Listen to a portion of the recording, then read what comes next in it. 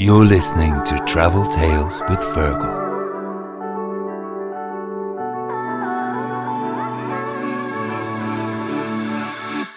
So I'll be looking at my world map, going bing, bing, bing. Yeah, no. But at the end of the day, it's 20 years, a long time, right? It's a lot of travel, a lot of experiences. True. But I mean, tell the experience going into Sinai Mountains and the guy tapping the window with a revolver. I mean, Jesus Christ, that was scary. That gave me the shit attacks. That was the voice of Brendan Dwyer, our guest this week. Brendan is an Irish expat living in Spain and working as general manager for the award-winning 5-star hotel Finca Resort in Alicante. Brendan has worked for over 20 years all over the world in some of the most iconic hotels and brands like the Hyatt Group. He has worked in places like Spain, New York, London, Egypt, South Africa and Turkey, to name but a few. In fact, he shares so many great tales. We've part 2 of this interview as a special bonus episode this Thursday.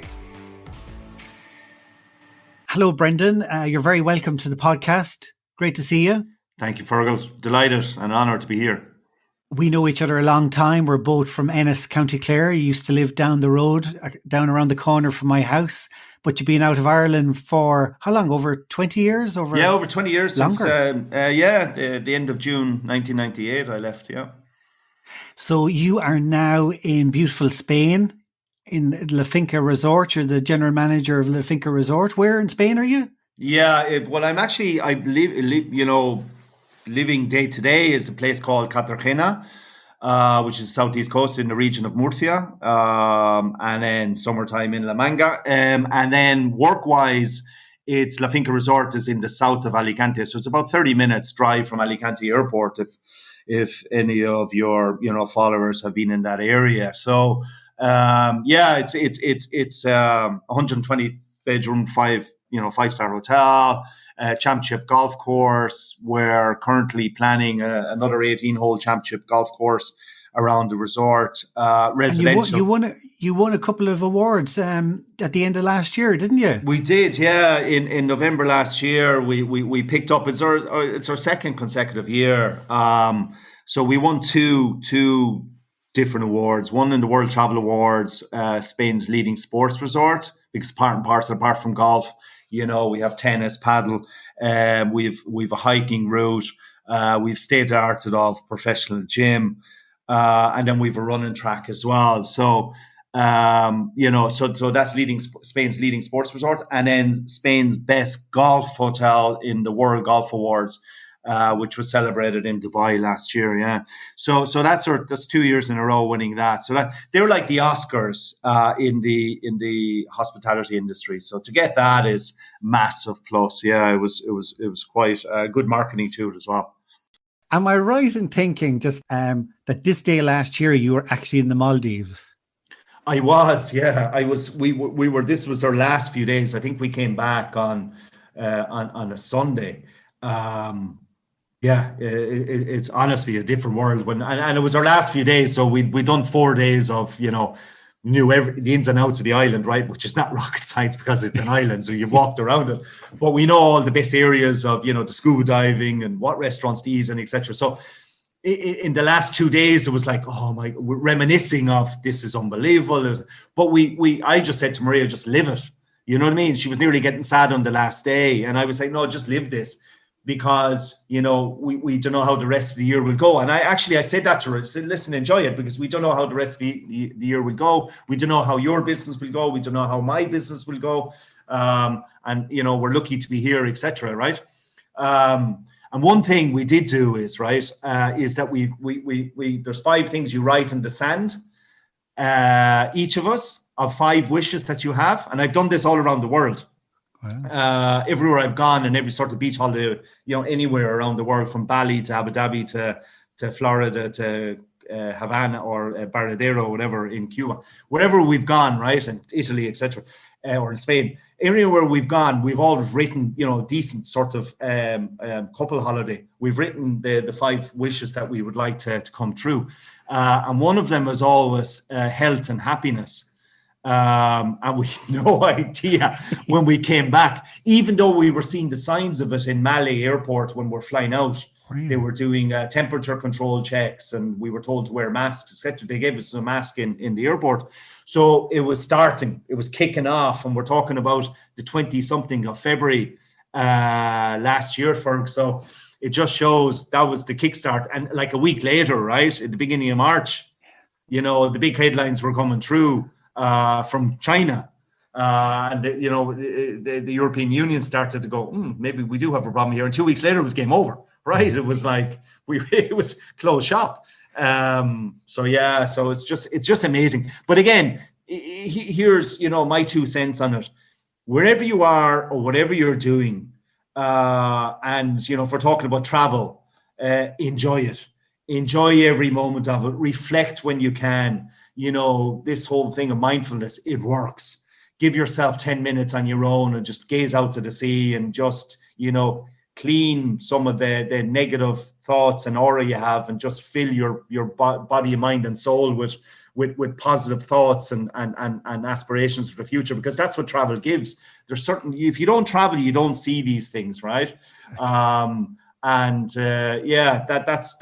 what I always do. I really do try to make the most of every moment when I get that week or 10 days on my own, with Maria, or if we're doing something with the kids and stuff, and an adventure, doing more activity holidays, which normally what you do with family anyway. Exactly. And that's why I started doing this podcast, because I like the idea of looking back and to lift the soul, thinking about past trips. And then this to give you inspiration to think about future trips. Oh, absolutely. I mean, I listened to some of your past interviews, and one of them, I think you said, maybe it's you were saying that you get excited on the planning of a holiday. And when I'm just very same, I'm the planner in the family, right? When it comes, because obviously I work in hospitality for the last 25 years in hotels. But I plan everything through in my mind. How we're going to get there, what we're going to do when we're there, and then the in between. Then I start, I'm making the calls or sending the emails and booking in advance. So I try to book as much as I can, because then you're not disappointed, right? You have your schedule, and then you leave a bit of sort of the in between time, right? So if things go wrong, or the different scenarios, or saying, let's not do anything for 1 or 2 days when we're there, and let's go with the flow and see what's available in the hotel or the destination, etc. But I try to definitely plan well in advance, even the logistics when you're there, but also some activities when you're there in situ, in the destination itself. But yeah, I love the planning side of it. Me too. Because it just fulfills me then when it all comes. And normally 90% it works, right? The 10% is like, oh, fuck, it's gone wrong. And they all look at you, and your whole family hates you because you've just did a massive F up, right? You've just F'd the whole thing up. And I hate that. And I've done that before. I remember going on a holiday very, very quickly. I remember going on a holiday to the Canaries, and we were staying in some Sheraton hotel, and it looked class, and someone gave me mad reviews about it and said, listen, it's great, the spa, the hotel, but Christ, we were in the middle of nowhere, and we're at it parked up in a mountain, and there was no services. So you're bored I was bored after 24. So I basically checked out at the hotel. And I was on a rampage. I was like, oh Christ, where am I going to go? So I started ringing up different people, in a rented car, going, where am I going to stay? And I went on to Booking, and I just booked another alternative hotel in the Canaries, and it was class. It was near shops and services, in the evening, and give you options instead of just, dining in the hotel. But I remember Maria looking at me just with a big disappointed, look, going, why did you book this place? Like, this is just absolutely horrific. Do you know what? The exact same thing happened to me the last time I was in Greece. We were staying in Athens, and I booked this like apartment in the middle of town, in the middle of everywhere. But then when we arrived, but there was no pictures outside because it was an apartment. So when we arrived, this side road, there was graffiti all over the streets. There was graffiti. The apartment was like a door beside like a halal butcher shop. All the lads out looking, and graffiti all over the door. And Daisy, I had Daisy and Emer looking at me going, what's in this? disgust. And I'm like going, isn't this area really cool with all the graffiti? Yeah. This is really retro. This is the new, it's the new Latino district, and all the lads exchanging SIM cards outside the halal butchers. Yeah. Say no more. I've seen it a million times in the Middle East, and you're like, oh my God, where am I? Like, to be in a position like that, you've travelled all over the world, haven't you? Through the hotel business. I have. I've been lucky. I started off my career at the end of 2000 in a hotel called Hyatt Regency La Manga, which is not a million miles from where I live, because that's where I originally ended up, because my wife was from that area. So I started off as a sales manager for the UK and Ireland in that. And that really just gave me a platform to travel. Initially was back UK and Ireland. I was only a month into the job and they sent me off to Istanbul for a month on training. To be, and I was transcended into the Hyatt world, where you're mixing with all of Hyatt colleagues for a whole month doing back-to-back sales courses. So that was the beginning of a love affair with travel.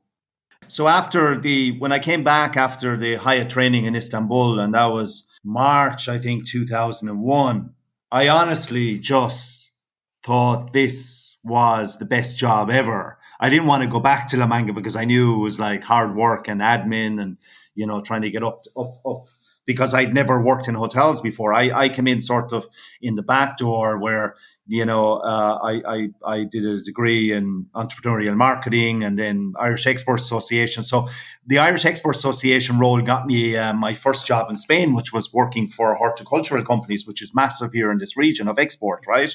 Of lettuce and God knows what. So that really wasn't me. But it was logistics, etc. So when I got the role with Hyatt, and I was very lucky to get it because there was quite a few people going for the role, I think what caught the general manager's eye was I was Irish. What is an Irish guy doing in southeast Spain? He speaks some sort of broken pidgin Spanish, and has a marketing degree, and probably has the balls to turn up for a job in the hotel industry as a sales manager for the most important, market for that hotel, and get through an interview. So anyway, I got the role. So when I came back, I was like reborn in the sense of a travel. I loved it. I've never been to Istanbul. I spent the whole month there.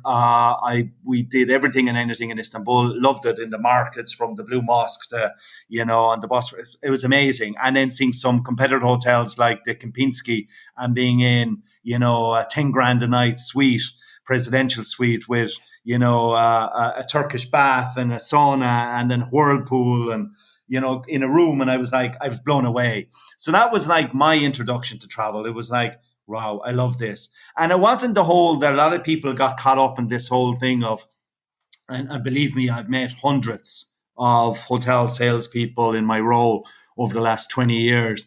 And some people love it. They love the luxury side. They love talking about luxury. But no one knows this. But in the top hotels, when you shave it all down and you say what percentage of your business is luxury travel, the max you're going to get is 5%. The max, I'm talking about the luxury. I'm talking about the virtuoso agencies that are selling at $1,000 a night, bedrooms and and other agencies like Traveler Made and all these. So it's a very small percentage, but everyone chases after it because they love it. They love that opulence of selling luxury travel. I didn't, to be honest with you, in my career, and because I started off, as I mentioned before, in Hyatt La Manga, which was the pinnacle resort throughout Europe. It was the best sports resort in Europe. No one touched it, right? It was huge. The dimensions of the resort are all the Premiership teams, international teams, and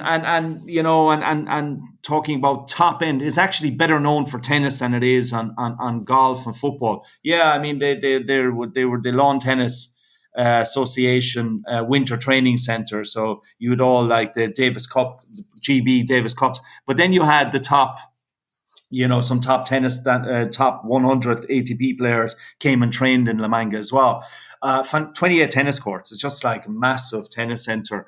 But anyway, so you become a jack of all trades. And I know the phrase master of none, no, but you have to become a jack of all trades in a place like the Mango. So that was the best training ground for me. And then it brought me, as I mentioned probably before, that it brought me to London. And, I learned about worked in the Andas, which was the first Andas worldwide for Hyatt. And then that brought me into corporate travel. Now, corporate travel is a totally different animal to manage, totally different from a B2B and a B2C, and from a client base and travel base. So for when I used to go, just tell us that hotel, that's in the centre of London, isn't it? Correct. So, yeah, it's in the city. So it's in Liverpool Street. So it's the old Victorian building, right beside the UBS bank building, and one is connected to the other. Amazing hotel. I mean, it really is. And it was, for me, it was a make or break hotel, because I was taken out of being, a good director of sales in probably Europe's biggest resort, and putting into a corporate role. And that was in 2000, and I've jumped forward now quite a lot, but I'm in October 2008 now. And that was a make or break for me, because it was a 15-hour a day. Our average rate was flaunting. Hyatt had paid X amount of million for that building. Hyatt actually bought it. It was the old Great Eastern Hotel. Remember the railway hotels? We had a similar concept in Ireland. Well, in the UK is also as well. So it was the Great Eastern Hotel, and then Hyatt bought it and then transformed it into luxury, iconic, fashion-led hotel, where you're inviting your the outside environment into the hotel. So everything going on an outside basis, which is Shoreditch, the sort of airy, hippie, contemporary London in that area, and East London, into the property, and it was kind of reflected into the property. Very cool, great F&B outlets. Which is like not very typical in London city I thought I saw hotel. somewhere it won like Party Hotel of the Year. Absolutely. I mean, the corporates just wined and dined there. So again, typical, again, Murphy's Law or Dwyer look. Then I arrived in that hotel when there was a financial crisis. There was a volcano going on, and it was, forget about the ash clouds. It was like this thing is erupting everywhere. And our average rate and our corporate negotiated rate, and again, I don't want to get technical here, but that was the key to that property. And we were about 50, 60 pounds over compared to originally what we signed for. So the likes of Deutsche Bank and UBS, who were our biggest clients at that time, turned around and said, "You must be kidding." We're now looking at other 5-star hotels outside the city as alternative, and JP Morgan, Chase, etc. So, and we were actually booted off the program of JP Morgan worldwide because of that hotel and the poor negotiation. We were kicked off JP Morgan. I mean, JP Morgan was huge for Hyatt worldwide. Anyway, part and parcel, and I go on to a story because it's an interesting, and one of your questions, Fergal, about how important it is to be Irish in the expat world. Well, I renegotiated with JP Morgan worldwide in one Chase Manhattan building after a heavy weekend of drinking with my brother in New York, who's lived the last 25 years. And I don't think I was the full shilling yet. And I was like the, pretty senior director of sales and marketing within Hyatt, Europe, Africa, Middle East, right? So I said, "Brendan, listen, JP Morgan's a big account for you. Why don't you go over and meet Erin, Erin, so it kind of gives you a hint of her background." So here I am in one Chase Manhattan building, going through the security, signing in, getting my name tag, and going up to the board, up to the top floor where the boardroom is.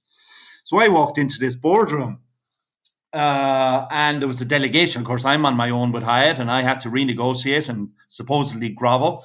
And just say, "Brendan, you go over to the corner there." And I come out with a phrase, and I think, and again, I'm not being by coining this by saying, "Nobody puts baby in the corner." I said that to this lady who was vice president of travel worldwide.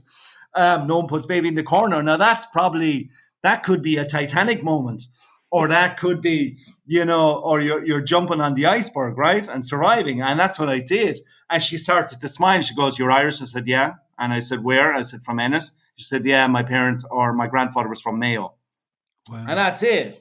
There you go. You're already starting off. And I know that comes across. Now, I never abused that because in London, that never worked. In London was a totally different business culture. You know, being Irish, yeah, fine. But the person you talk to is from Pakistan or Indian or China or from Switzerland or Sweden. It doesn't matter. You know, at the end of the day, that never comes out.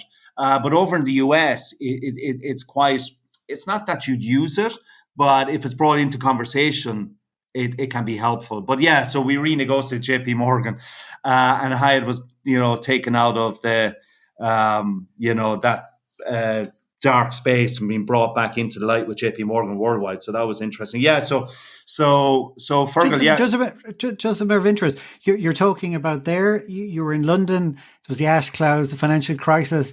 Am I right in saying then you also, when did you work in Cairo? Yeah, it's again more Dwyer. Look, I think it's actually bad luck, but every crisis an opportunity. So I was asked to go to Cairo at the end of 2010. Now this is when Mubarak, was still, the dictatorship was still in control in Egypt. And this, spring revolution hadn't kicked off again, or hadn't kicked off at all. So I went over in October with Maria, my wife, and we, so it was a classical sort of corporate coup in the sense of, yeah, it's a great role. You'll be, head of global sales for Africa, based out of Cairo, the old Levant area. So you'd also then manage some of the sales of hotels that we have in the region, which is obviously we had two in Egypt, we had in Jordan, we had Amman. We also had a new project as well in the Dead Sea. We had one Grand Hyatt supposedly opening up in Beirut, in Lebanon, all lovely places to go. And also then in South Africa, we had two properties, and one was badly struggling, a resort, an Ernie Els Championship golf course with a 5-star hotel in a place called Obai in George in the southwest coast of South Africa. So anyway, I was coaxed into it. So basically I arrived and picked up with the limousine and straight up whisked off into the Grand Hyatt. So the traffic was horrendous. There was a lot of, Eid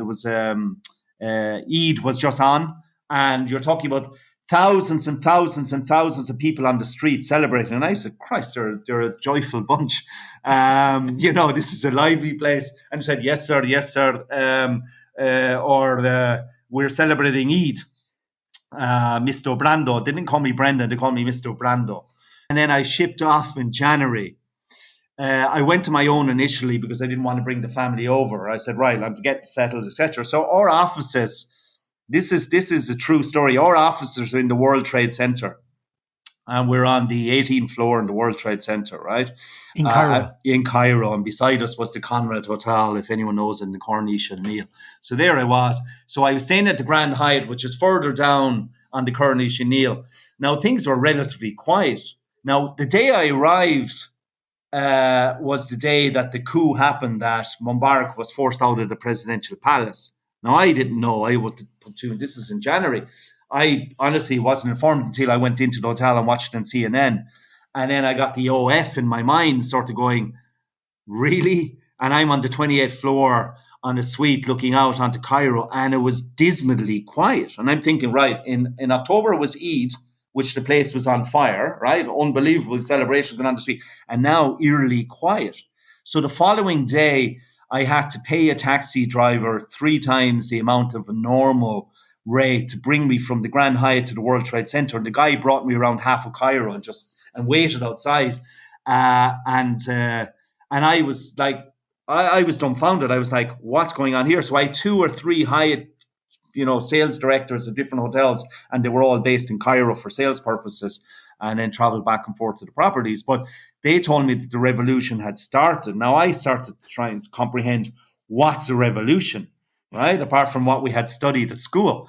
This was a fact that at 3:00 in the afternoon, I saw about 5 or 6 different, military tanks going down the Corniche and Neil in direction of Tahrir Square. And then thinking, all right, what am I supposed to do now? Now, there's no training for this. There's tanks, there's soldiers going down There's gunshots going on. This did not make the news. It made the news in the evening, but not during the day. In the evening in Tahrir Square, you'd have CNN correspondents, BBC correspondents, etc. But this was happening in real life. Gunshots going off, tanks going down the main. And then, not to go into too much detail, I got a conversation. I was going back and forth. I was being ripped off by taxis every day. And I actually was going into the Marriott, which was in Central. I couldn't go into the Hyatt because I was a Hyatt executive. I used to go into the Marriott and have a beer in the evening just to get out of the Hyatt because, things were fairly intense in the Hyatt at the time. And I didn't want to be seen. So I had a few beers. So I used to watch CNN in the Marriott in the evenings until I got a phone call saying, you need to get out of Cairo for security purposes, Brendan. It's going to really, really get out of control, which it did. And I took a flight to Sharm el-Sheikh, which is on the Red Sea. So we had a Hyatt Regency, we had a 468 bedroom Hyatt Regency hotel there. So I finally then, it was like, you remember that movie, Fargo? With Ben Affleck, and he got out of Iran. Well, I had one of those moments to get out of 3 weeks later, and it was a scary moment. I was actually told by the vice president of sales in Zurich at the time, his mother was Lebanese, so he spoke Arabic. He told me, Brendan, fill your passport with bundles of cash because you're going to have to bribe your way out of there. And that was a fact. I actually had my passport, and every security guard I went into in Sharm el-Sheikh airport, I had to bribe my way to get past him. So I finally got on the EasyJet flight to London. So finally got there. It was actually one of those moments where you are on absolute adrenaline. Everything is shut down. There's soldiers everywhere. Everyone's carrying guns around like as if they're toys in their hands. I finally got out and just remember visualizing Sharm el-Sheikh airport going, thank God I'm out of this place, because it was scary, and I had to bribing your way even on the last door of access to get through, on the bridge to the aircraft. You're asked for your passport in every moment, and then I was down to my last 20, 30 Egyptian pounds. Which is nothing really. It's only 2 or 3 quid. But that got me on board. So I got into London and made my way to the Hyatt Regency Hotel, which is one of my favorite hotels in the world. Why it's strongly associated with Churchill. There's a Churchill bar there. It used to be one of Churchill's favorite hotels, and I love that hotel because the general manager. He was the old gent of Hyatt, very nice man. So and because you're always treated well in a hotel, well then you love going back there. So I made my way back to Spain, and in Spain I had a welcoming party, all family and friends, because in Spain, like probably all over the rest of Europe, it was dramatized of what was going on in that country at that time, it was serious. But when you're there, you're not thinking of the seriousness of the situation. You just get on with it, right? You can't sit still, and adrenaline keeps you going, and you think on your feet fairly quickly. So anyway, yeah. So that was in Cairo. Cairo then settled down. We all got back into the norm. The family came out at the end of March. That was the challenge. When we arrived to our villa, and we had 16 cleaning people outside waiting for us. So when I just give you the other side of the coin of Egypt, I went to that hotel, the Hyatt Regency in Sharm el-Sheikh. Okay, good. And it was just so Emer was pregnant with Harry, so it was just before probably 2007. And my experience of your world was we checked into the hotel, and then after about a day, manager came to us and said, "You've been upgraded." By your friend Brendan, so he got upgraded to this gorgeous. So who's this Irish guy? Who's Brendan? So we got upgraded to this gorgeous room. We were going lap of luxury, massive room, and then about 3 days later, manager comes again. Really sorry now about having to upgrade you to that room. We've now got your proper place. So they bring us out, and if you remember the resort, yes, they had these villas. They were like houses. Oh, cool. So I didn't know you got one of those. I knew. So we're brought to the villa, and you had your own, the villa had its own little kind of clubhouse where everybody in the villas would meet for drinks at 5 every evening. Correct. And the Regency Club, yeah. You had your own staff, And Butler, yeah, you your own butler and things as well yeah, in and the I remember villa. chatting to the butler, and he goes, "Oh, the villa next door, that is where Tony Blair always stays." Correct, with Sherry So Blair, when they had peace conferences going on in Sharm el exactly, Sheikh at the time. Yeah, exactly. that's right. So Yeah, I got that's a little gas. I got a taster of your world of Yeah, no, to be honest with you, and you know, Sharm el Sheikh's a wonderful place, right? And the snorkeling and diving is just second to none. And you know, yeah. you could rent. Actually, we used to rent, and I used to go there, Fergal, like to keep my sanity. And I'm not saying everything was great during the revolution. You just get used to the norm. But to keep our sanity, and we lived in a golf resort outside called Katamaya Heights, which was the and Mubarak's son lived behind us. This is the bizarre thing. But anyway, so to keep our sanity, we used to go to Sharm el Sheikh every 3 weeks. So we used to just go to Cairo airport, which is 20 minutes away, get into Sharm, then picked up by one of the general manager's drivers or whatever, and then brought off. And as exactly what you said, I didn't get the villa, but we used to get a really nice room. And then we used to go to the private beach area where you get sort of the bar and service there in the beach area. And then you had your own jetty and you had your own snorkeling area, which was absolutely awesome. We used to do that 3 weeks a week. So our kids were absolutely spoiled in the sense of, but for me it wasn't, again, and I said this before, it's not the luxury side of things used to drive me. For me it was the experience. And then in Cairo it was important to get out of the city because of the security, and also for our sanity, because there was massive, for me it was just work. It used to take me 2 hours a day and I used to have my own driver, 2 hours a day to go into the city and 2 hours a day to come home. And when there was problems, which there was every second day in Tahrir Square between shots and tanks and God knows what. My head was done in. I used to work in like from a Sunday to a Thursday, and it was fairly intense.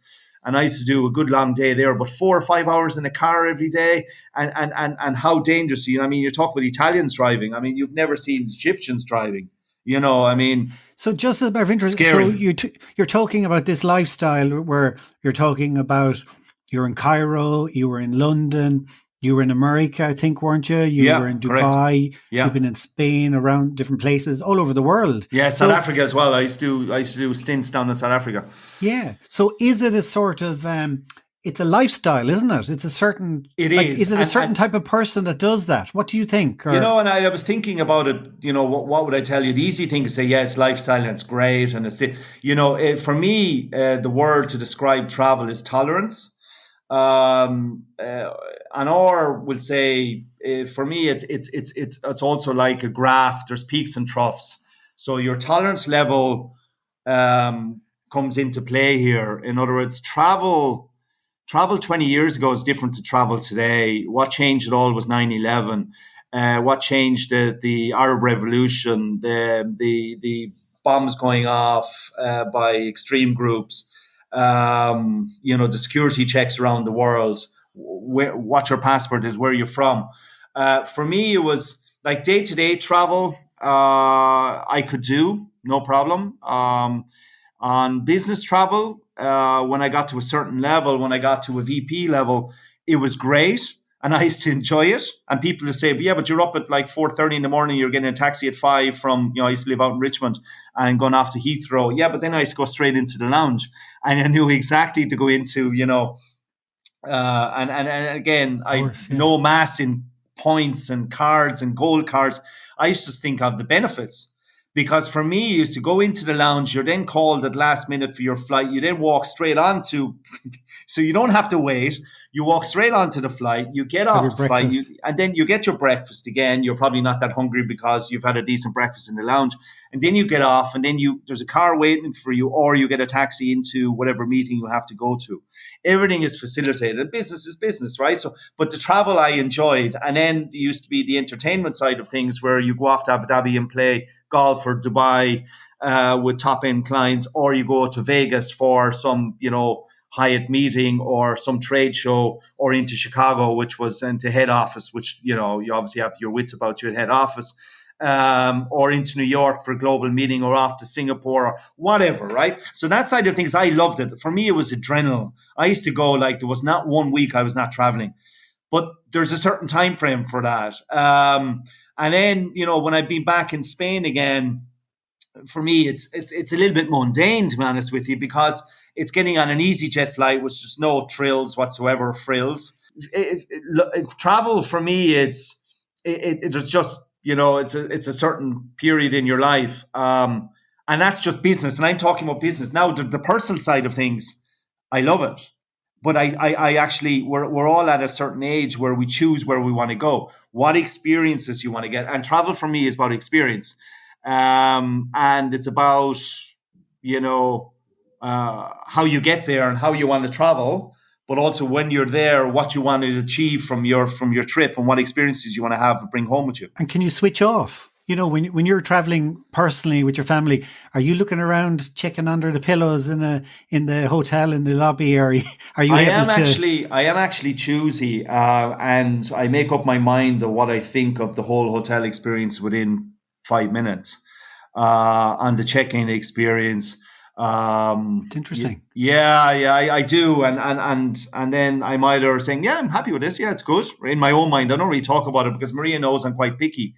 After being, because I've worked with one of the best hotel groups in the world, and I traveled everywhere with them and saw the evolution of new brands, and and the three core brands which Hyatt have. I stayed in each one of them and had very cool experiences. So, again, I walk into a room and the first thing I look at is and this sounds bizarre, but it's the bathroom. The bathroom for any hotel is the key, because the bathroom tells you about, has any sort of thought process gone into this, the walk-in shower or the bath. And baths are out of date now. No one wants to have a bath anymore. And even jacuzzis, think about it. What's been done in that jacuzzi. So and the room itself and the view. And I know exactly what I'm walking into. And from a younger, when the kids were younger, yeah, sure, I didn't even have time. I just used to just book a flight, and we traveled quite a lot with our kids when they were younger, because we didn't want it to stop us traveling.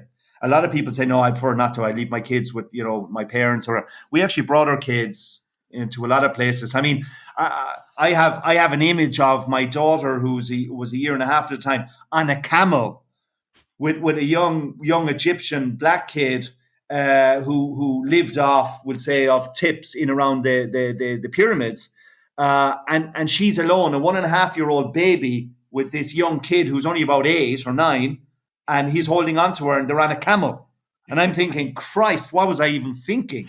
And then I have another image of me walking through those narrow mountains in Petra in Jordan with my son and daughter, because they said they're too tired to walk, because it's a long trek from the initial, from, we stayed at the Movenpick Hotel in Petra, and then you walk all the way to the palace, engraved in the mountain, etc. What we all saw on that movie, right? Indiana Jones, yeah. The Last Crusade. Yeah, but there's Roman ruins there as well. Is it amazing there? Absolutely amazing. One of the seven wonders of the world. I was blown away. I'd recommend it. Yeah, definitely Petra. And Jordan is an amazing country. Amman is easy to fly into. Good hotels. Again, I talk about Hyatt, but there's the Hyatt there. There's the Four Seasons. There's the Intercon.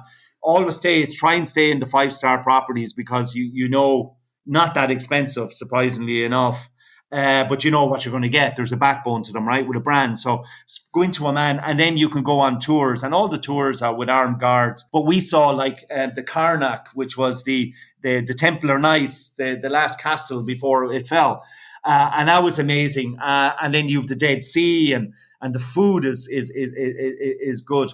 But again, I'm just trying to give you some of the stories of when I saw with my son and daughter, traveling with them, of great experiences. But going into the Middle East, I mean, you have to have your wits about it. I mean, I'll just tell you a quick story of, about, it wasn't all glamour on the travel side. We had a hotel in Taba Heights, which was in the Sinai Mountains, and right on the border with Israel. And it was a Hyatt Regency Taba Heights, blah, blah, blah. And I always I don't mind saying it now, I always avoided going there. I didn't want to go there. And said, Brendan, you got to come. And I went, Christ, okay, I'm going to go. So I got a really early flight from Cairo into Sharm el-Sheikh. I then had organized a taxi. This is like 6 a.m. because of the Bedouins, and they come down from the mountains and they hold up cars. Wow. Unfortunately enough for me, it's about a 2.5 hours drive. Halfway into the drive, our car got stopped. And it wasn't a Bedouin, thank you, but it was a secret police. Now, a lot of these are, anyway, just a bit dodgy and a bit corrupt. But the scary thing about it, again, I listened to the VP who was, Middle Eastern experience, and he said to me, always carry money, a lot of cash. The car was stopped. The taxi driver looked around at me sort of in a daunting fashion, said, I think you better get out. And next minute I saw a revolver tap against my window.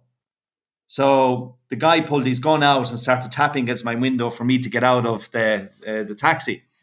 So he got out of the taxi. The guy had his hoodie. He was wearing a hoodie. He had it up, and I'm like, and he was wearing a big jacket because it was cold, obviously, in the desert. And I got out, and I was dressed in a suit. So here am I getting out my Hugo Boss suit in the Sinai Mountains. I mean, you couldn't write about it. And he said, Mr. Passport. And I gave my passport with money inside it. He took the money out as cool as a breeze, looked at my passport and went, Yalla Habibi, which means go on, my friend. And then I got back in the car. Now that was a nervous moment. That's when I my red cheeks went white. That was a nervous moment, because I then realized this place is out of control. There's no security. Even the security forces are taking money off people. The Bedouins are taking money. So I ended up going to Taba Heights and spent one night. There? I Jerry Fish picked his happy place was actually Taba. Back in the 80s, he slept out under the stars with part of Israel at that stage. Yeah, it originally awesome development, amazing development, worked initially. There was droves of charter business going in and out of there until that revolution, and then died a death, obviously, after that. It brought me to Israel as well. I went to Israel once, flew in. I did Nazareth, Jerusalem. On the religious side, amazing. Yeah, amazing to do it. Being a good Roman Catholic as I am, that was quite amazing to see Nazareth, and also then go into Jerusalem and then see Christ's grave and the cross and actually the one of the main Palestinian tour operators out of Israel brought us into his hotel called the Hotel Europe, which is beside the British Embassy. And we had the most fantastic meal. But on the way back, because we had visited the Egyptian embassy, and we spent 2 hours. They smoke like cigarettes, like they're going out of fashion, and drinking tea, right? Because of the being an ex-British colonial part of the empire in the 50s, right? I think it broke away with Nasser. And they drink tea, it's shopashe, right? They say in Arabic. And so we went in for 2 hours and met on during our course, and we met the Egyptian ambassador because one of our guys, director of sales, knew somebody in the security forces, high end in this Egyptian secret police, and organized a meeting.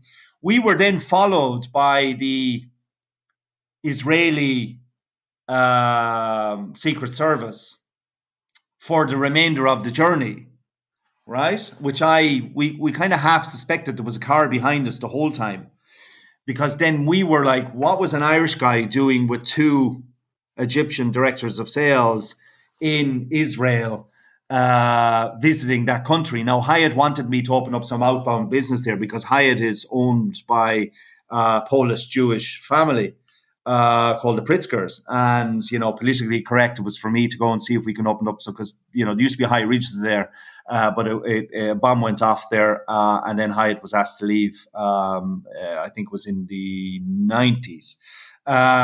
So Hyatt haven't been back since. So I was to establish some sort of presence there. But anyway, we were on the way back. For just going, it's a very cut the story short. I was 4 hours in interrogation. Not a nice experience. and they actually held the plane until I was released. Now they copied everything on my laptop, and they told me, we were following you for the last 4 days. Why were you there, and who were you visiting there, and why were you there, and why are you with 2 Egyptian guys? So that was quite an interesting time as well. 4 hours in a room, and they ask you the same questions over and over again. So yeah, that side of travel I didn't enjoy, because it I just gave you some insights into a 2-year period there when I was in Cairo. And again, I go back to my graph on personal, development and growth, and you do through travel. It does open your eyes, and you do learn something. And the less you say and the more you take in, the better. And then you see the contrast of rich and poor. I mean, what I saw in Cairo, I don't think many foreigners saw what I saw. But again, that's travel, right? It gives you a sense of, heightened sense of awareness and appreciation. I bet you'll need a little rest after that episode. So we have part 2 coming this Thursday, and Brendan will be talking about the future of the travel industry and life in Spain as an expat, and how it's been there the last year. So I really look forward to sharing that with you this Thursday. I would ask if you could please subscribe to Apple Podcast so a new episode will appear in your library every week. I would also really appreciate if you could leave a rating and a review, as it helps others to discover this podcast. To find out who's on every Tuesday, please follow me on Instagram and Facebook at Travel Tales with Fergal. Stay safe and keep dreaming of future travels.